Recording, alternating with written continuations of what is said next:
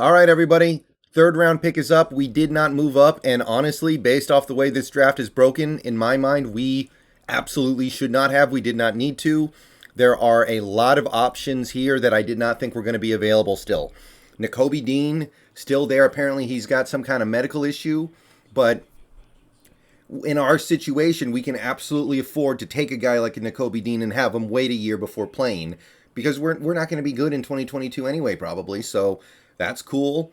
Malik Willis somehow still here. If we take him at this point, I'm going to have nothing really bad to say about it.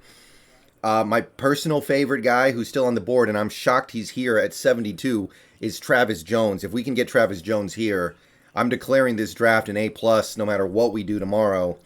Ritter would be okay. Falele and Lucas are both still here. Both those guys would be awesome. Howell, I mean, this is the range where you can take a quarterback, and it's not that big of a deal.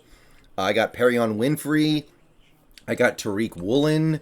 I got a lot of guys who I feel very fortunate that the Seahawks actually have a chance to get at the 72nd pick. Parham, Christian Harris, DeMarvin Leal, Leo Chanel. There are some really good options here.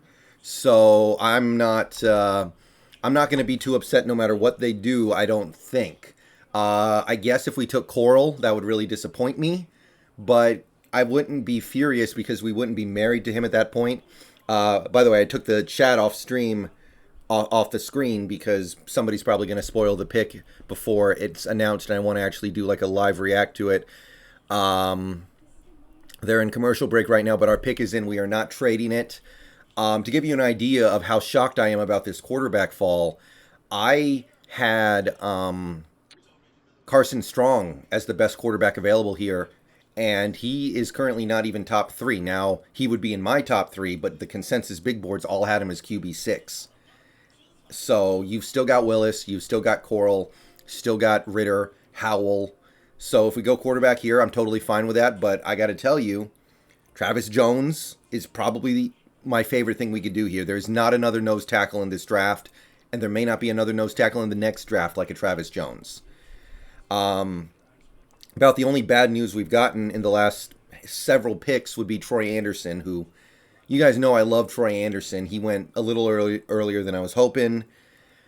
Come on, guys. Come on, get away from these commercials.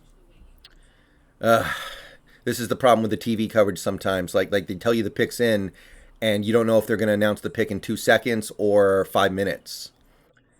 But yeah, basically to wrap it up, I'm really happy with the way this draft is going. There's some guys who are going in the second that I didn't think were going to go until maybe the 5th. And maybe I just underestimated their value, but I truly didn't see it with some of these guys. Like the Bears just took Velus Jones. I thought Velus Jones was going to be like a 5th rounder because of his age. Okay. Let's see here. So, here comes the pick. Any second now. I believe this is the pick that Shaquem Griffin is announcing, so that's pretty cool. I'm going to stick to my guns here and say I want Travis Jones. The Seahawks were linked to him a couple months ago. They were heavily interested in him. I don't know if that's still the case, but I think it could still be the case. So I'm going to stick with that one. All right, here he comes. Here comes Shaquem. Abraham Lucas. Falele, Parham. A lot of stuff I'm cool with here. Okay, here we go. Here's the pick.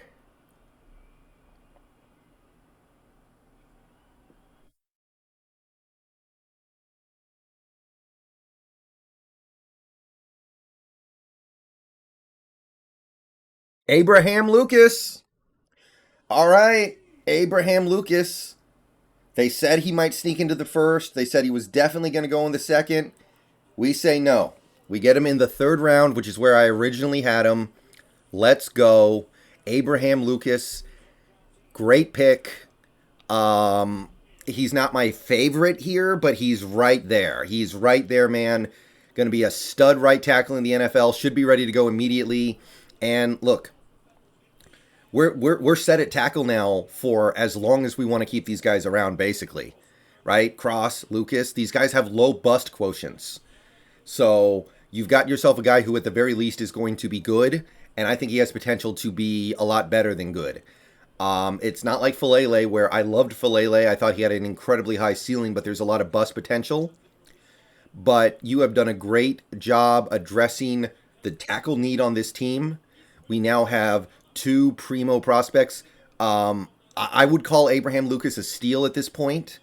I think that would be reasonable to call him that. And look, guys, as we sit here, we have used all four of our picks in the first 2 days. We have not drafted a single. We have not drafted a single unexpected pick. We have not drafted a single massive reach. We have drafted one player on defense. We have not traded down once. This doesn't feel like a traditional Pete and John draft. This feels like somebody else might be in charge here. So, I'm happy. It's a great pick. I didn't expect him to still be here alive in the third. So, I'm thrilled. This draft has been a great success. I will see you guys later in stream. We're going to keep going for the rest of the day. Colts are just about to pick. So, maybe we trade back up, man. I mean, Travis Jones is still sitting there, and we have two fifth-round picks. All right. See you guys later. Go Hawks. And we'll see how the day finishes.